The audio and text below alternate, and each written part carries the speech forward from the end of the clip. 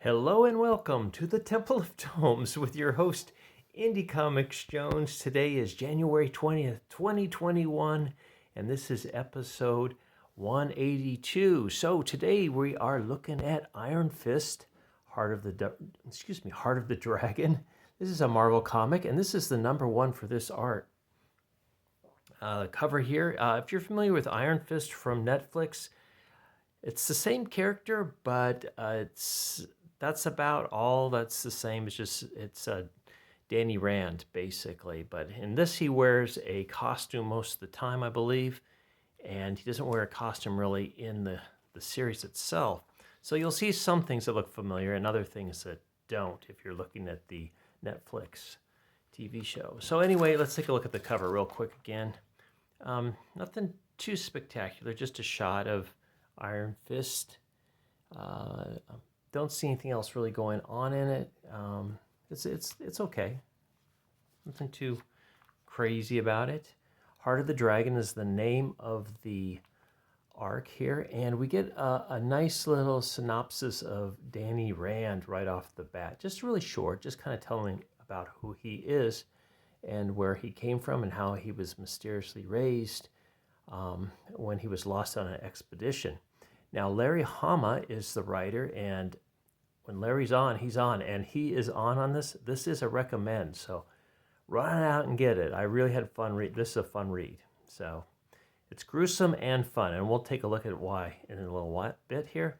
David Wachter is the artist. Neeraj Menon is the colorist. And let's get inside, take a quick look. So we get the establishing shot. And right off the bat, I just want to mention that the art in here reminds me very much of a DC comic. Now, I don't know if his name's Wachter. Is it David Wachter? Yeah. If he is a DC artist or not, but it just felt like I was reading a DC comic and not so much a Marvel comic, just the way the style of the art looked. And we get into it a little bit more. I think Iron Fist here is babysitting right now. We've got, of course, Luke Cage, Power Man, and the dragon. I'm trying to think of the dragon's name. I think that's Pei is the name of the little child there. And they're all playing around, and Luke Cage is actually going to be the babysitter. As Iron Fist has to go off and investigate something that has come up that's affecting the 7 heavenly cities, and somehow they're all connected now. Now we come across Fu, I guess, who kind of gets into trouble. He's got this enormous backpack on. This is like the first time I've read the Iron Fist in comics form, so I was quite intrigued by everything that was going on since it was so different than the TV show. So they go through a portal to one of the cities. And right off the bat, they are in the midst of this battle going on. And they kind of casually stroll in and says, "Is this usually what happens here?" And it's like, no, it's not really.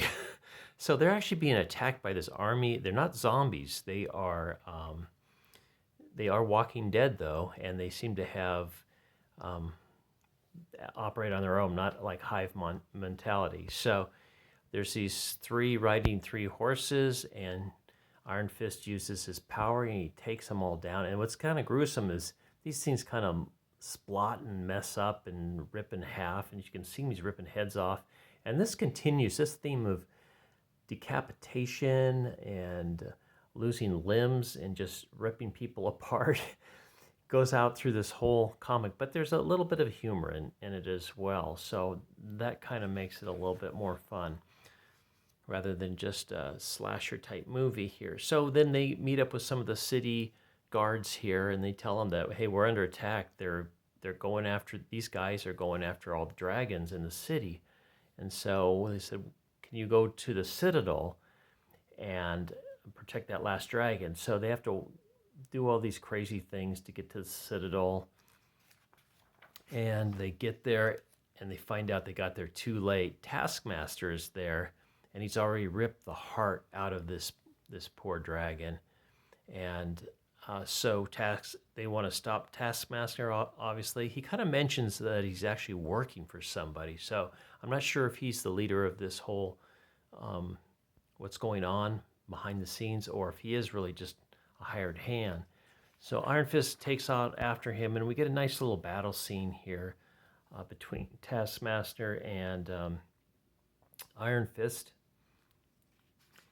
And when it looks like Iron Fist is going to fall into a pit of serpents and spears, he's able to use his kung fu grip feet and stop himself, Claude Van Damme style. And he gets back up and goes after Taskmaster, who is able to elude him, escape, even though Fu takes a swing at him with his axe and just misses him barely. Meanwhile, back at the apartment, and it even says meanwhile here, so I'm not just making that up. They're playing hide and seek, paying the dragon, and Luke Cage is the person searching. The doorbell rings. They immediately think it's Iron Fist, but alas, it's not. It's Lady Bullseye and some more of these dead creatures, dead warriors that have come to take the dragon and get the dragon's heart. They're trying to collect all the dragon's hearts. So both Luke and Pei get ready to take them on. And as Lady Bullseye says, don't even try it. Of course, there's a few more jokes, and as you can see, Luke Cage is pretty powerful. He's going to take out these guys like crazy and just rip them to shreds. And Lady Bullseye realizes that this is actually too much for them, so they decide to retreat and get the heck out of there, especially when Iron Fist shows up. You can see Luke is pulling the guy's head off. There's quite a bit of that in this. So they take off, they retreat, they go back, and suddenly they see in the sky, they think they're coming back, Lady Bullseye and another group, but it turns out that it's from one of the other cities, and it's a messenger to tell them that the dragon of another city has died. Also, the daughter of the tiger has died, and it's to be continued at this point where Iron Fist figures out he has got to go back out, and Luke Cage says, I'm going to go with you. So that's how it ended. It was a pretty good comic. It was fun. It was humorous. It was gruesome. It was exciting. I would totally recommend it. This is the next one, Iron Fist, Heart of the Dragon. It's got an old-time theme, and it could be because it's Larry Hama writing it, who's been writing comics for decades. He's been very famous for his G.I. Joe runs, but this is a recommend. Loved it. So, as always, thanks for stopping by to watch me do this review. As always, please subscribe if you haven't. Please like. Please leave comments. I'd love to hear from you. And we'll see you next time, hopefully, at the Temple of Tomes. This is Indie Comics Jones, as always, bidding you adieu.